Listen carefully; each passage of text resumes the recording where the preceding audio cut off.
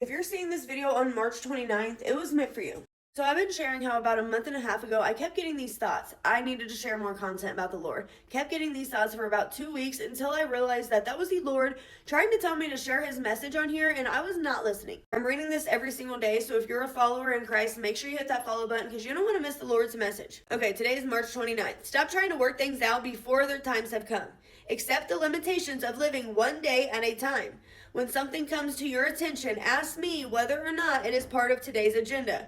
If it isn't, release it into my care and go on about today's duties. When you follow this practice, there will be a beautiful simplicity about your life, a time for everything and everything in its time. A life lived close to me is not complicated or cluttered. When your focus is on my presence, many things that once troubled you lose their power over you. Though the world around you is messy and confusing, remember that I have overcome the world. I have told you these things so that in me you may have peace. Though the world around you is messy and confusing, remember that I have overcome the world. I have told you these things so that in me you may have peace. Okay, I love this. I used to really suck at living one day at a time. Like, I'm still not the best at it, but with being in recovery, I had to learn to live one day at a time because that's what it was. It was literally living one day at a time, just trying to survive. But I love how he said, when something comes to your attention, ask me whether or not it is part of today's agenda. If it's not, release it into my care and go about today's duties. So what I got from this today is we need to be better living one day at a time. And when the Lord tells us that something is not for us, don't continue chasing after it. Don't try and make it work because the Lord is telling you this is not for you. It says there is a time for everything and everything in its time.